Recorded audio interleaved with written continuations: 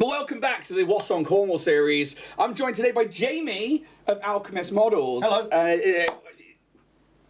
I was going to say content creator / local business, but I think the best way to start this is by saying, who and what is Alchemist Models? I mean, you've kind of covered it, but yeah, so, I mean, do you want it from the beginning? Yep. Cool, okay. Way back 2 months before lockdown, before COVID, I quit my job. Because I was like, yay! I trained as an actor, I'm from a performing arts background. I was like, I'm going to get back into events. I'm going to go back into acting. I work with a local children's theatre company. Let's go in on that. Yeah. I quit my job and then lockdown. And then that industry died. Yeah. And, yep.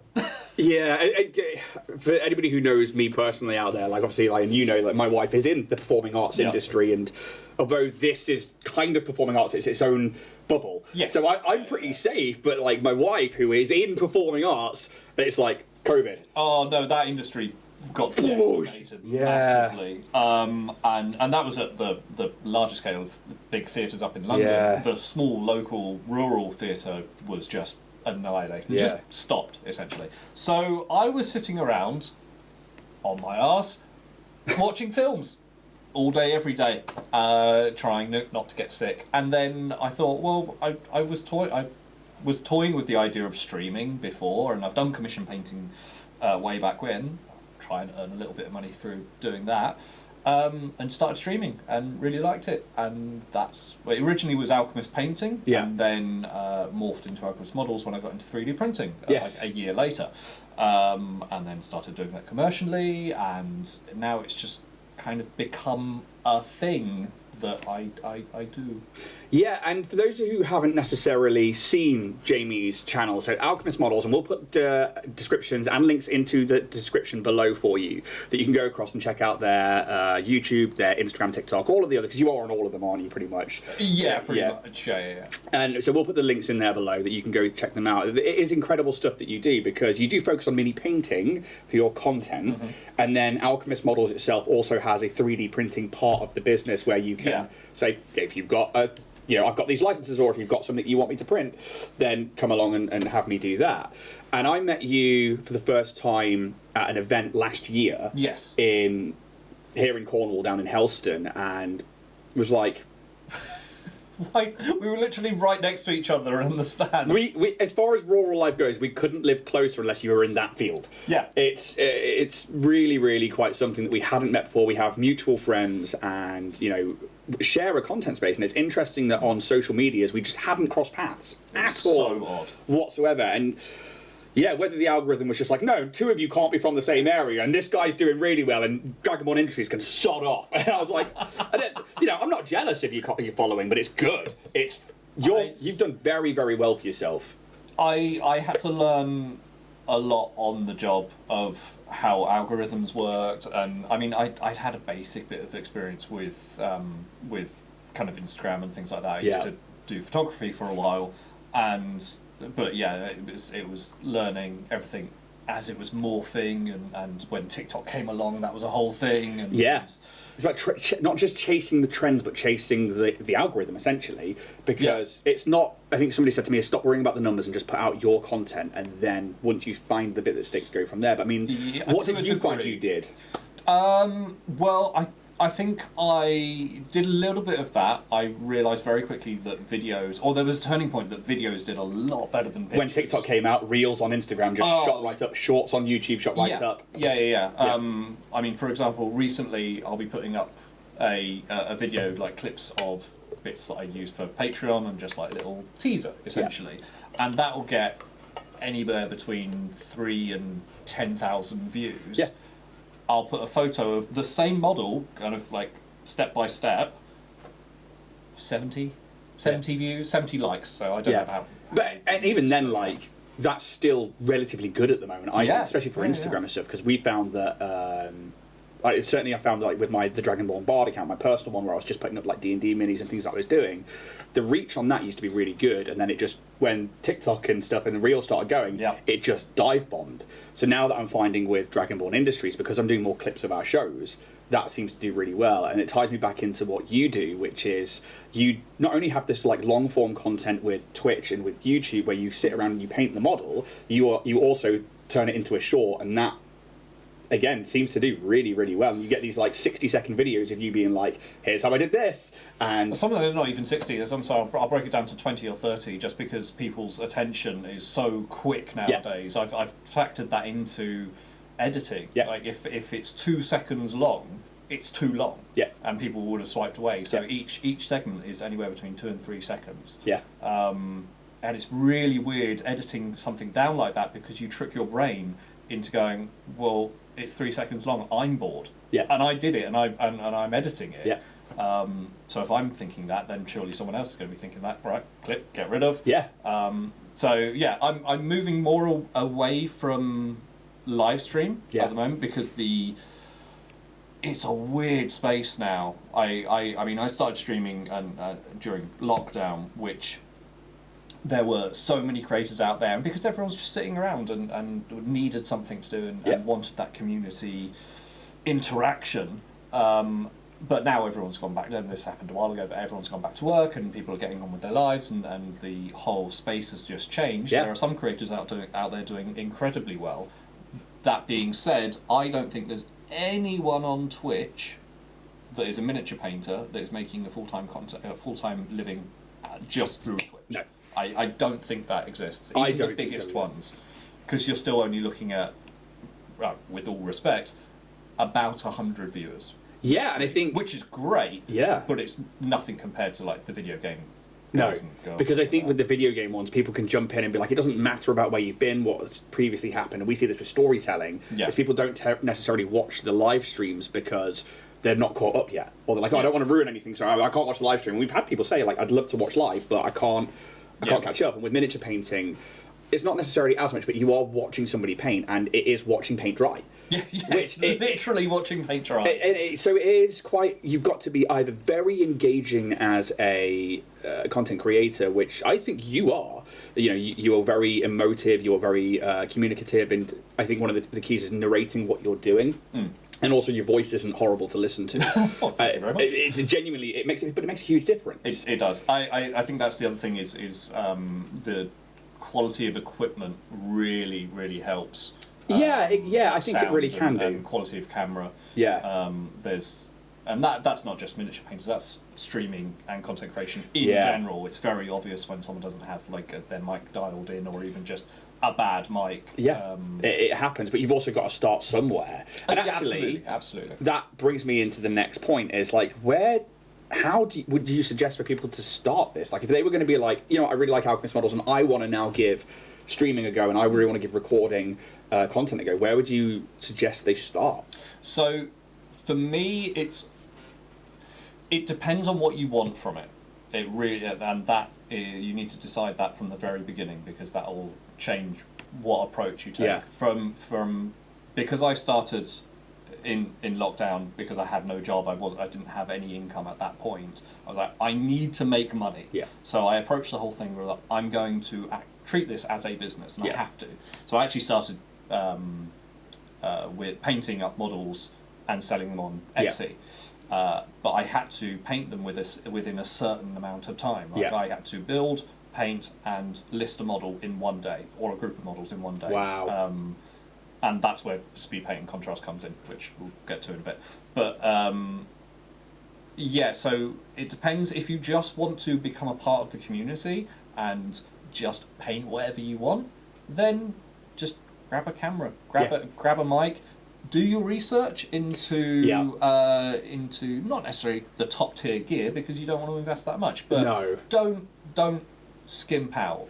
No, and I think that's I found was the hard thing. Is like, I have a background in audio engineering and with music production and stuff like that. So I knew that like I could take things like shotgun mics, and I could take that's literally a snare drum mic. Nice. But I know it's got the best vocal response for me. Yeah. Sat behind the screen. So I was like, okay, well that's a dynamic mic, and I had that knowledge prior to be like, well, you know, usually if you're recording a podcast, you would have exactly the same mic so that you have the exact same frequency response. I didn't have that kind of budget, and I didn't have that, and you had to use what we had. Yeah, absolutely. So we threw it into cameras and stuff like that. And I think you're right. Is like, do that research first. You know, learn what's the current best camera for streaming, because the difference between video game streaming and having a Brio sat in front of you or an Elgato base cam compared to the PTZ, which is a 4K, you know, and they're webcams, let alone actual DSLR mirrorless cameras and stuff like that. And I'd love to get DSLR mirrorless, but they're, you know, we're talking $1,000 a piece. Plus the lens.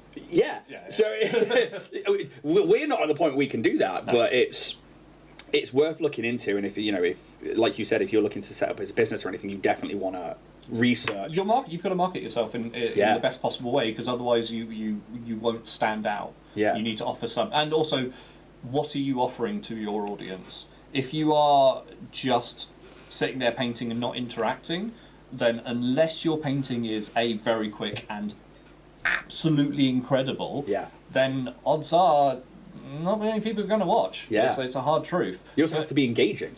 That's where the engagement comes in. Yeah. So the reason I don't stream as much anymore is because honestly I don't have the energy for the full-on engagement, It's a lot. Chaotic engagement.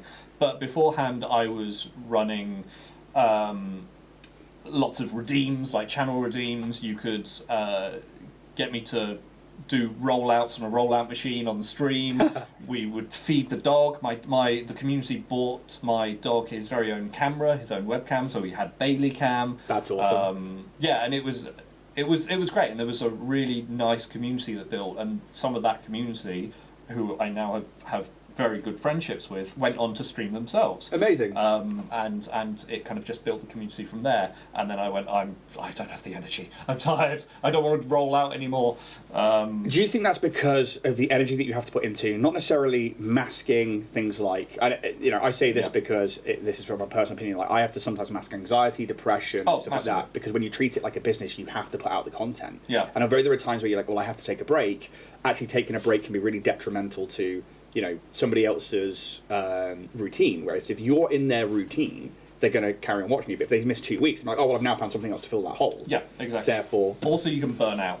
Yes. Burnout is such a thing, and people who are familiar with streaming, as in like will watch it and consume it, but don't necessarily do it themselves or haven't done it for a while, will go, oh, you've got to stream all the time. You've got to keep going, keep going. People who have done it for a while and go, don't do that. If you're streaming 3 times a week, that's enough. And the rest of the time, work on marketing and work on things that are pushing out to your audience. Work on extra things. Because there's no point in streaming. So I was streaming 5 days a week for about 6 to 7 hours a day. Yeah. But that's because I was painting models that I was going to sell, and the streaming was just building essentially an audience and a customer base. Yeah. That was just pushing everything out and building up social media numbers and everything like that. But that's not sustainable. And that was during lockdown, so everyone was in a weird bubble and weird energy anyway, and we were all just trying to get through it. Yeah. Now that normal life has resumed. Yeah. It's weird that that's a sentence. Yeah. Yeah. Normal life is resumed. We're back to normal, as normal life can be. It's not sustainable at all. Yeah, it's really hard to do, especially because the thread that I want to pull on there is the marketing side of it. Yeah. It's all well and good streaming, you know, constantly 5 days a week, 6-7 hours a day, and it's which some people do.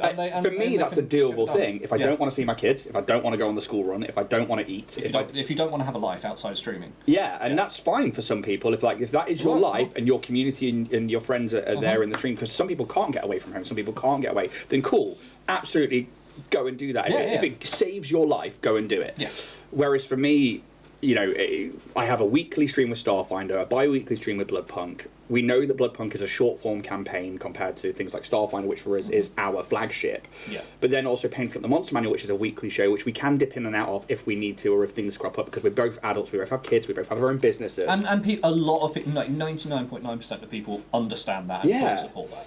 But it's then the marketing side of things, because you do need to market it after a certain point, because your audience stops growing. So how do you go, you know, you build up this customer basis by having Twitch, by having social media, and, you know, you're building, painting, and getting a model or models ready to ship within a day, which we'll talk about that in a minute. How do you market that and then get from where that is, what are the marketing techniques to where you are now? Honestly, from a Twitch point of view, just be friendly. I just burned my mouth on that. I was like, oh, I'll be fine. Instant regret. Ow. Instant regret. Honestly, just be friendly. Yeah. And be open to new ideas. If your approach to the whole thing isn't working, and you can see other people's approach is, then what can you, not necessarily steal, but what you go, oh, well, what can I take from that person and apply it to how I work? Yeah. And how does that change my content? It might completely change it, but be open to that. Yeah, and so this is something I heard the other day on the Euphoria stream when they were chatting to Kim Richards from High Rollers. They were talking about setting up a channel, setting up creators, and kill your darlings.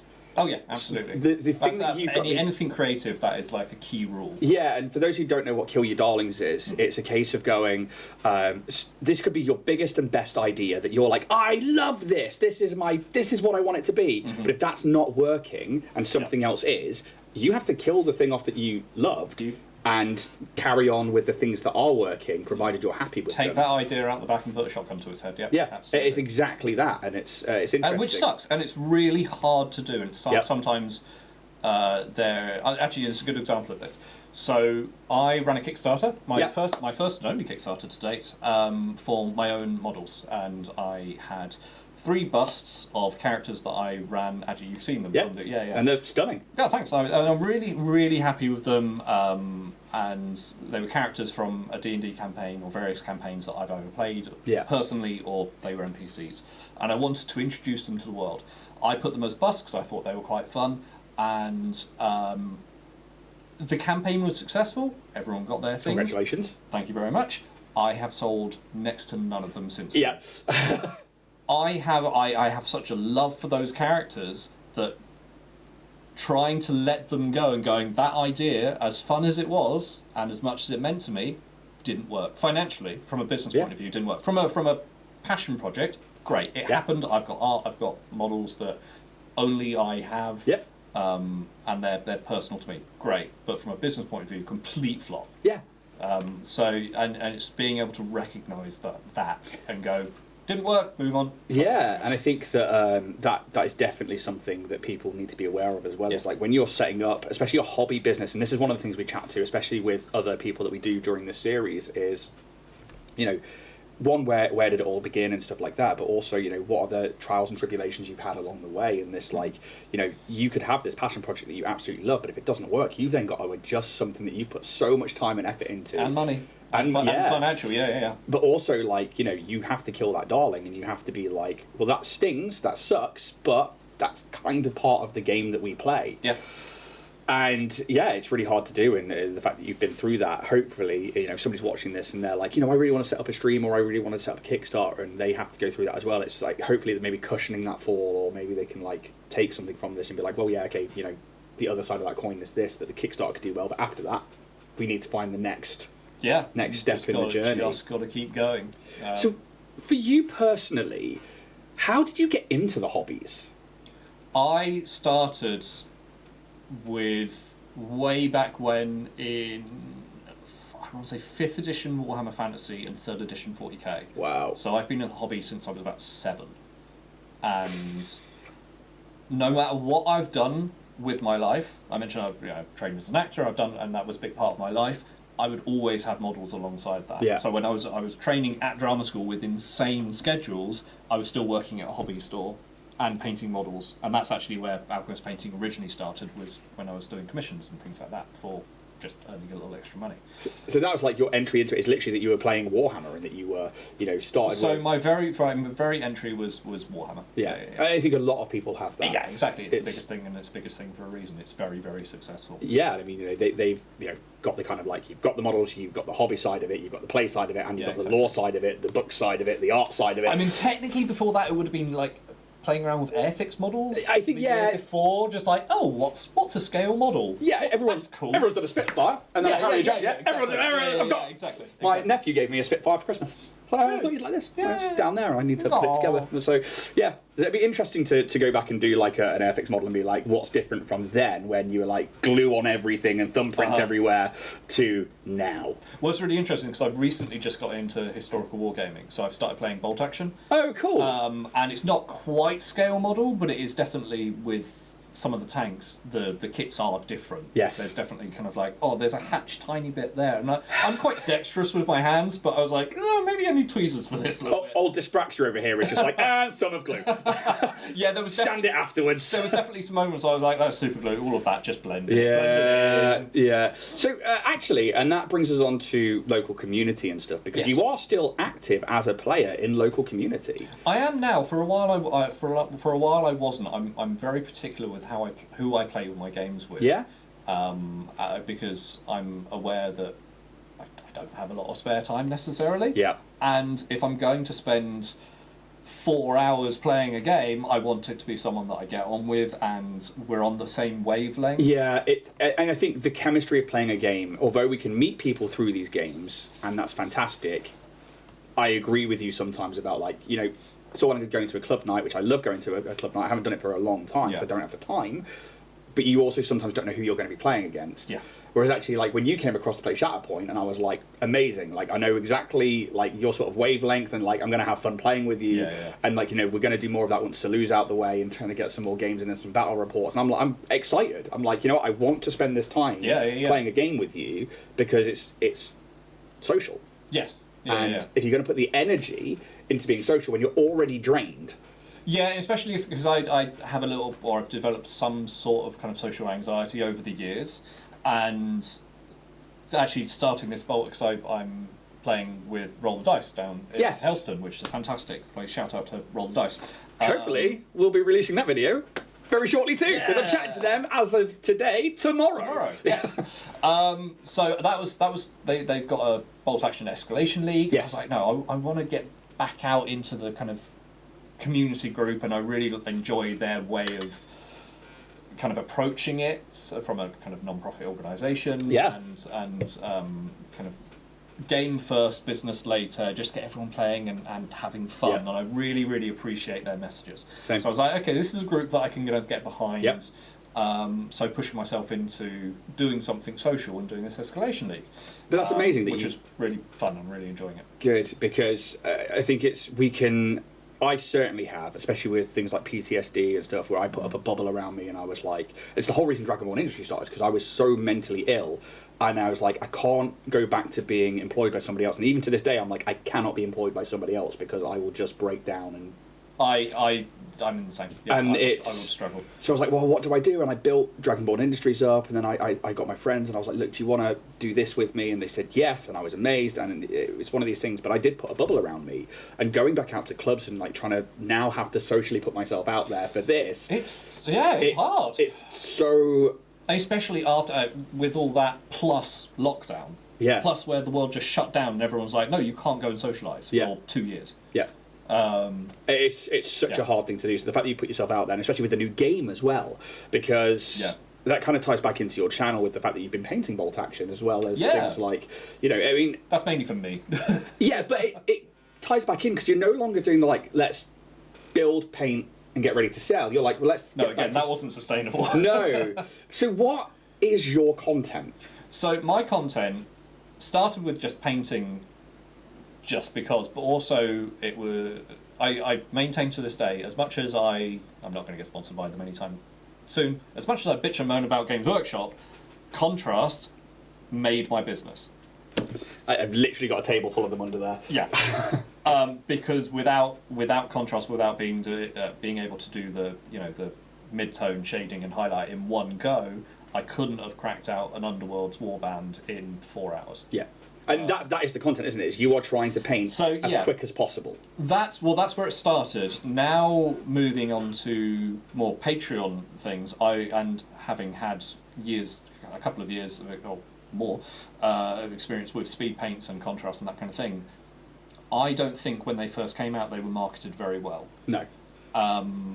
They were marketed in the way of, you can just paint models and get them on the table, but actually if you put a little bit more effort into them, you could get some really interesting results. And Really interesting. I'm fully aware that it's not for everyone, and I Yeah. get reminded that every day on social media. I am one of them, unfortunately, because I struggle with contrast and speed paints, which is why I find your content so interesting, because I'm like, what is this sorcery? Oh no, it's more the fact that speed paints suck. Or, No. or that's what I mean. From, Yeah. from the negativity. But that's because they don't use it as a tool set, they use it as exactly.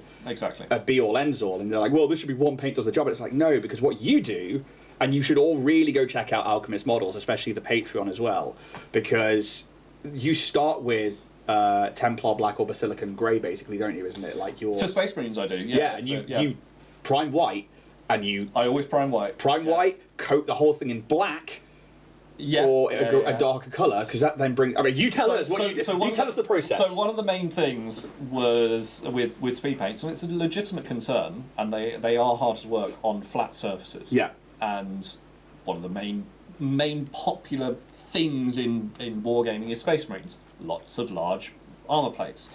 So painting Space Marines with things like speed paint or contrast can be a challenge, but I've figured out and this works more with speed paints than contrast, Yeah. because they're thinner. If you start layering them, you get some really interesting effects, and it's less layering. It's technically a layer, but not. It's kind of like thick glazing. It's filtering. Yeah, because they are transparent. Yes, yeah, exactly. So if you start giving away all these secrets on Patreon, but if you have a Marine and then you go from white to Gravelord Grey is the one that I usually use, and then do a very detailed dry brush. So you are getting rid of a lot of that patchiness, Yeah. but you're also putting that artificial lighting in. So when you go in with something like, if you're doing an Ultramarine or Blood Angel or Dark Angel or whatever, you pick the transparent version of that paint, you've already got a little bit of texture from the armour.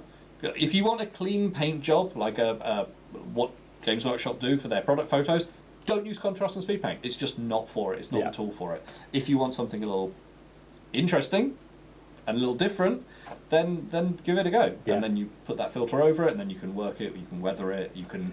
And that's kind of the things, because again, I don't want to reveal your secrets, because that's where you should go to Jamie's Patreon. Thanks. Because, and again, we'll link that below, because he will go through those colours, those filters, and you do go through how you get these effects. But actually, when you start taking speed paints and contrast paints and looking at them as a tool set and a technique rather than a means to an end, which is what I think a lot of people did, and I did it for a while. I was like, okay, let's use speed paints and contrast, and they were running into each other, and I was no clue what I was doing, and I'm very much a middle of the road painter. Like, I've got my techniques which I use for me, and I'm like, cool, I like how this works. I definitely use the Army Painter triad system, where I go, cool, this is my base, this is my middle, this is my highlight, and then I don't wash them. I just completely, that's it. And it's because that's what works for me. And I think what you do is you show people how to incorporate contrast and speed paints, these transparent, high pigmented paints, into a tool set and a repertoire that they can use on top of what they already have. Yeah, and that's something I actually need to look at doing a little bit more. Is at the moment everything that I paint is 100%, if not 99% speed paint. Yeah. I probably should throw in a couple of traditional acrylics just to mess around, but for me that's part of the challenge, is to stop myself getting bored of painting models in, day out, is I'll take, okay, well they've painted that box art that way, how can I do that but with these? And that's... So it's like a challenge for myself. Yeah. And sometimes it doesn't work, and sometimes you have to go, it's just not the right tool. No.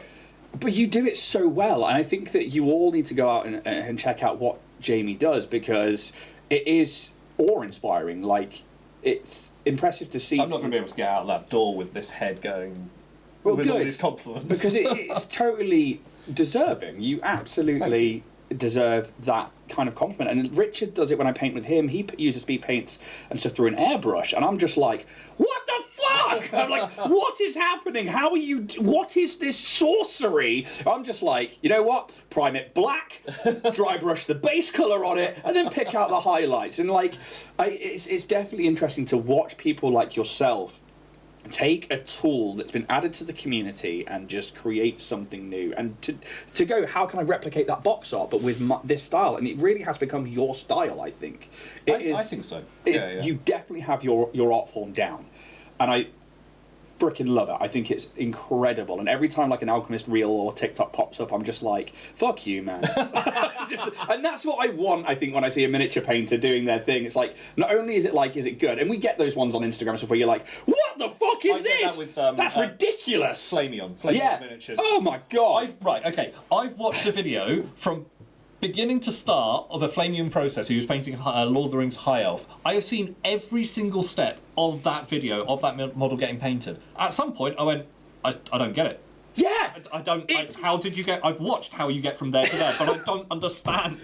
And I get it with, like, reflective metallics, when somebody uses blues and whites, and they've got, like... And I'm like, I can't pick apart those colours with my mind, let alone understand how you put them together. And I get it a bit with yours as well. Like, when you take things and you're like, right, okay, you've started with that grey and gone up to a yellow and a white, and I'm like, what? Like, how? And it's just, it blows my mind, and I just find it so incredible but inspiring at the same time, that it makes me want to go and try it. And I think that's why I do it. Exactly. That right there is why I want to do it. And that's why people, if you're watching this, you should go out and check out. I said go out. Okay, you should go online and check out Jamie's Patreon and check out Alchemist Models across all of the social media platforms, because it's absolutely phenomenal. So it's a big part, actually, going back to marketing in regards to that. Yes, because we went on a big tangent here. With speed paint, it actually works in your favour from a easy to market thing from a video point of view, because it's very satisfying going from a white to essentially done in one brushstroke, because that's satisfying to watch. Yeah. Whereas it won't be as technically amazing as a perfect blend. Yeah. But the time taken to do that, you have to speed up the video so much that your paintbrush is a blur. Yeah. But if I can show you at 1.5 or 2 speed, just doing that. Yeah. It was like the Plo Koon lightsaber. And that, I mean, there was a happy accident, but it was just doing that, and the lightsaber was done. I was like, that's perfect, and I've got it on camera. Yes. Yeah. So that kind of helps in the marketing side of things as well. Yeah, and I think that's the other side of it, is like, you know, turning on the camera and hopefully catching those happy accidents as well.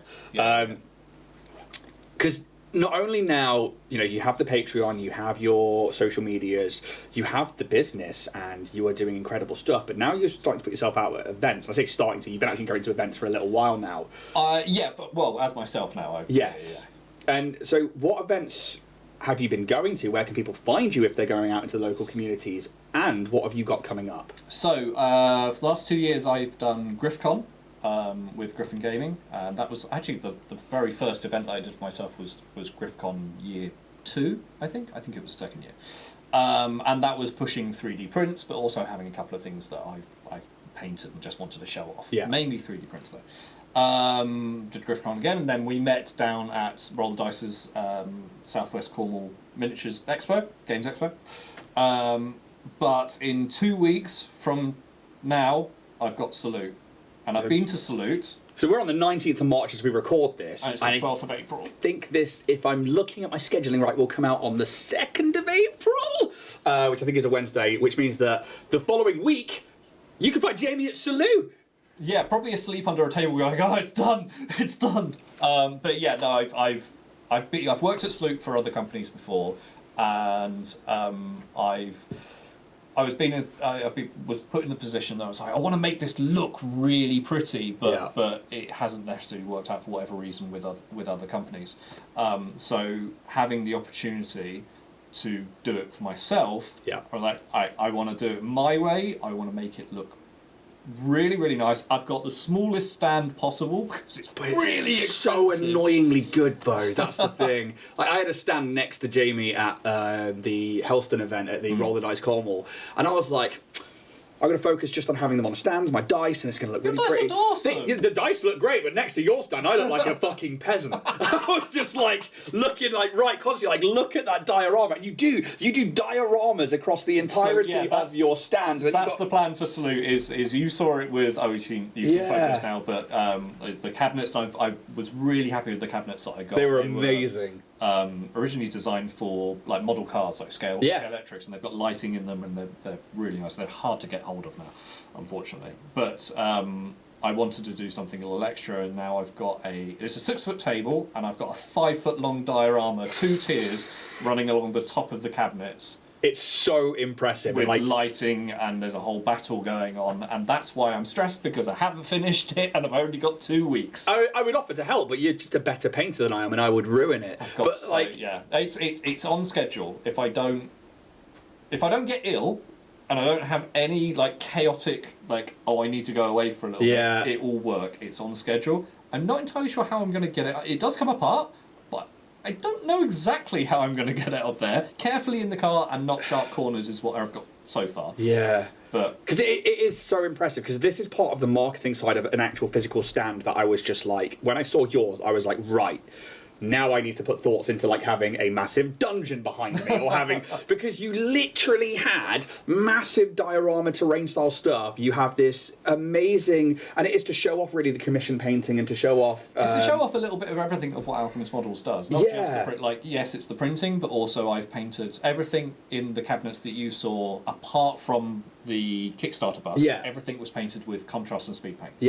So, okay, let's showcase that. But it doesn't just showcase what you do, what you commission, but also what you print, what you license. What you have found a way to market everything you do by just having things like a diorama. And it's quite literally, going to one of the Alchemist Model stands is like going to Warhammer World. And having a look inside compliment ever. One of the fucking cases they've got, when you're like, oh my god, that, and then this, and oh my god, there's more under here. It's fucking insane. And that's how I've approached the diorama. Is I remember going to, I mean, you can go to Warhammer World now and go through the exhibition hall, which is absolutely, if you've never gone and you're a fan of not even just Warhammer, just models in general. City. Is it Nottingham? Yeah. Oh, yeah. I don't compliment it. It's awful. But, hey Nottingham, how you doing? But the exhibition hall at Warhammer World is absolutely fantastic, and it's well worth going. Yeah. But I remember going back when I was, I think, 9, before they redid the gaming hall, and it was the old one where there were still dioramas. None of them exist anymore, unfortunately. No. I think they've all been destroyed. But that really opened my eyes. I was like, dioramas are sick. I love this. Absolutely incredible. So that's kind of what I wanted to emulate onto my stand, and not just have. There's a couple of diorama frames in the cabinets, but I was like, why don't I just turn the whole? I've got height. Let's go up. And that's what I think as well people forget, is that like, and they'll see it with your stand, is that like, it's not just a flat surface, you've actually got all of this elevation, and that's what made me think, is like, my table looked like a real, like, it's just like dice with like, and I had gone a little bit up, but then yours went really up, and I was like... Well, I'm actually slightly worried, because I haven't put it together on the table. I don't know how high the table is, and I'm not tall, so there is a possibility that I'm going to put the diorama up, and if you come and talk to me, you'll see like that. But you can stand around the side of it or the front of it. Yeah, there's not a lot of space. Fortunately, I've got 2 helpers on the day, 2 friends, one of which is a streamer, Brannigan's Brushes. He's coming and helping out on the day. Amazing. And they're both taller than me. So, so hopefully that'll help. But also, if you have a stand that people actively see from across the thing, go, oh my god! Especially with lighting is a big thing. You can just then open a dialogue, and I love talking to people about the hobby. I really do. And that's, I think, what struck me the most when we met in was it September? Well, I don't know. November. It was November, actually, wasn't it? It was cold enough. Yeah, it was cold enough that I remember. It was wet, and I had the dog next to me. Yes. And I just remember that you were so engaging about your own content and your own dioramas, your painting, everything that you had. I was blown away by the stand, and I was just like, then we got chatting, and I was like, oh, and you live down the road. Yeah, it was insane. I just found it amazing that, like, I put up this bubble and this wall for so many years of like keeping people out and like trying to protect myself, and in doing so had missed out on like being in the community with somebody who lives down the road from me. And it was wild to kind of see that.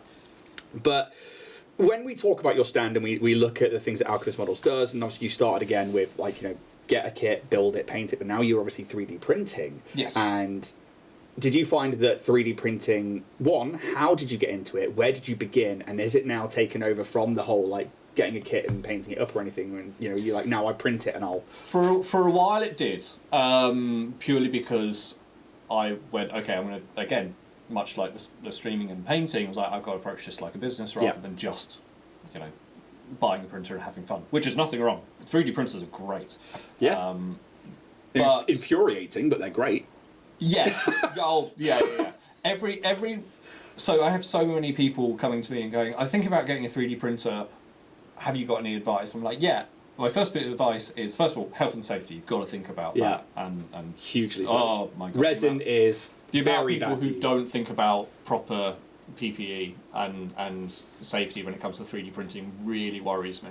Yeah. Because resin's not nice. No, So, it's like those three are over there, but they're not on, and they're like, I can't have people in here when they're on. I can't have people, even though they've got carbon and filters. this is a big room. Yeah, but right now the doors are closed and stuff like that, and you know, PPE and stuff like that is massive because resin's not good for your skin. It's worse for your lungs. Oh, yeah. In liquid form and curing form, and we work with epoxy resin, which is even worse. Yeah. So it's like, you know, I can't. And then you use isopropyl alcohol to clean the stuff, and that's not good for you. No, but I'd rather that than the resin. Yeah.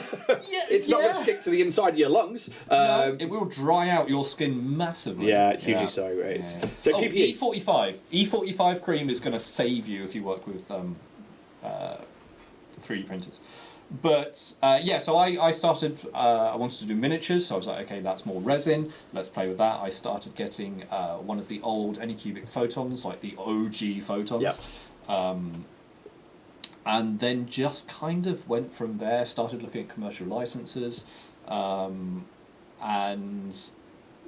a lot of trial and error. Yeah. A lot of trial and error. The other thing is, if you get into 3D printing, I guarantee you there will become a point where you will want to throw the thing out the window. Which is why I said it was frustrating, because every printer has its own personality, I find. You could have two of the same printers and they are already wildly different. Yes. The slightest difference in a build plate, the slightest difference in the screen, the slightest difference, and it's just like, they are unrecognisable to the eye, but all of a sudden one of them prints in the middle perfectly, and the other one's got an area where you're like, that will never be level. Yep. This one will never stick here. The FEP, you change it over, and then it's just like, here we go. And just because someone's got the same printer and the same model doesn't mean it's going to work the same for you, because there are so many... atmosphere. Atmosphere is the biggest one I find. Temperature. It took me so long to figure out temperature. Yep. And now I have reptile heat pads literally glued to the back of every printer. Yep.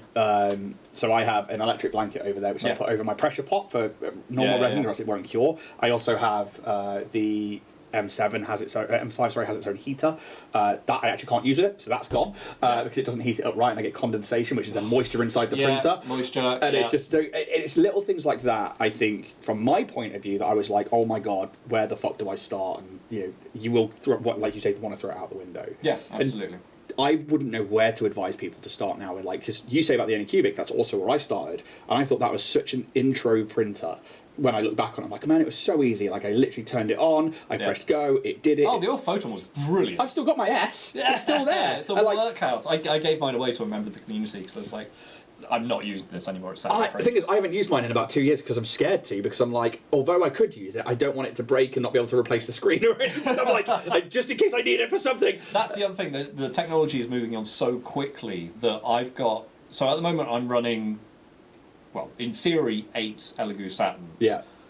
But we're on Saturn 4 now, the 4 Ultra, I don't know. I think. My latest one's an S. I don't think I can get any replacement parts for these Saturns. So it will come a point where these die, and I'm like, I can't replace these. Yeah. Ruh-roh. Yeah. So where would you even suggest somebody to start if they were going to get into 3D printing?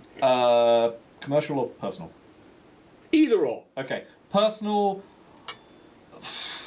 Whatever brand you go with, make sure it's well known, and also you can get the replacement parts in your country, because I backed affordably in your country. Yes. Because I backed the Frozen Mighty 4K when it came out, and I had real problems with it. And I don't know whether it's something I was doing, I just couldn't get it to print reliably. Yeah. To the point where things started breaking. I needed to get components for it, but Frozen, I don't know whether they've changed now, but they only are based in America. They don't have distribution anywhere else in the world. So shipping and import is more expensive than the parts. Yeah. So to replace a screen, it was going to cost me like £200 to replace the screen. Isn't viable. Can't do it. Can't do it at all. So I got an Elegoo Saturn and went, oh, this is way easier. Yeah, and I think I was in the same boat.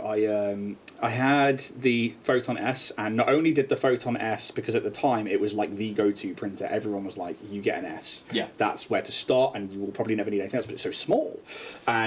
But the people like Chitubox, who is obviously the Chinese company who does the free software and the pro software, which pretty much all of us use, because it's fucking awesome and it's community driven, which is even better.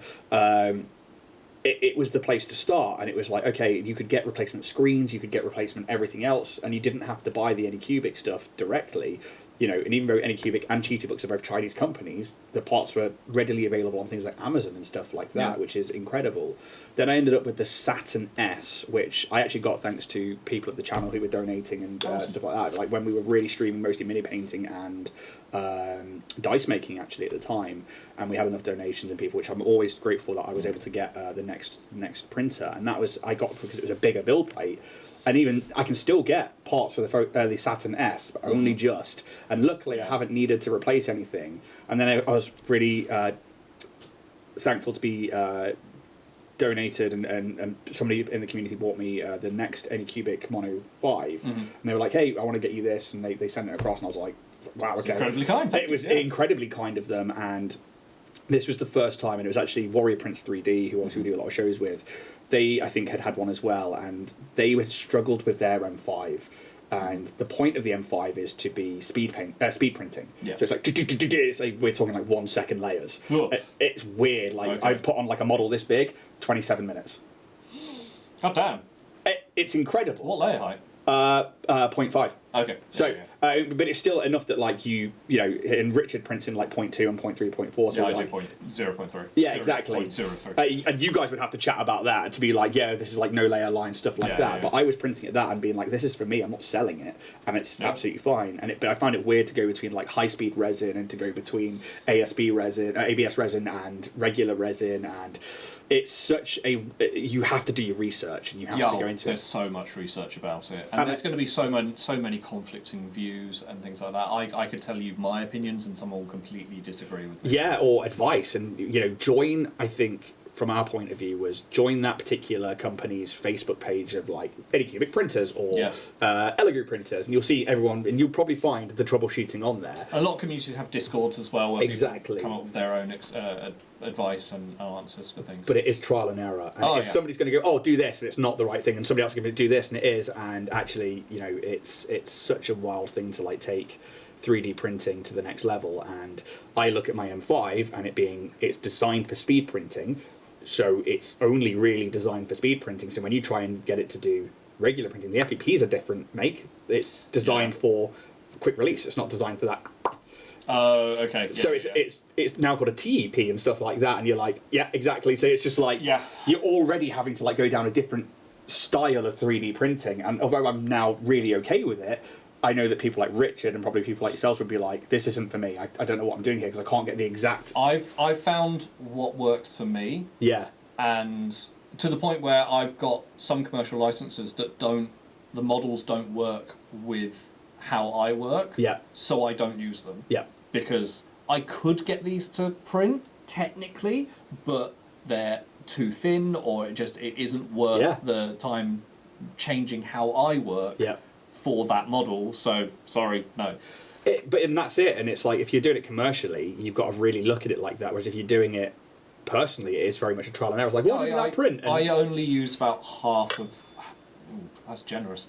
Maybe up to half of the licenses I actually have, because the other ones either unfortunately just didn't come through as well as I thought they would, or just don't work with what I do. Yeah. Which now is sad because I realise how much money I spent on those licenses. But and that's part of the trial and error of a business as well, is like, you know, putting it in, going, you think this is going to work? Yeah. Kill that darling. It didn't. It's not going to work out either through technicalities or through people not wanting it. So, I mean, taking it back to then having a 3D printer then, so do you find that you print more models now for your content?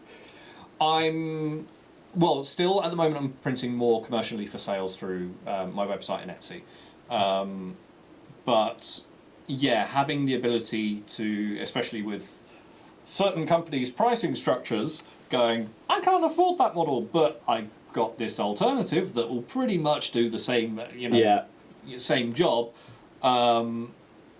Then I'll print it, absolutely. Yeah. If it's going to cost me 30 quid or 30p to get the same result or as close as exactly that for what I'm doing, I'm not going to go and play in an official tournament, so it doesn't matter to me. If I can show you how to paint this model or equivalent of, I'm going to choose the cheaper option as long as there is still a quality product at the end. And that's the main thing, is that the stuff that you are putting out there, either 3D printing or painting or everything that you do, it is a quality product, and it is impressive to see that.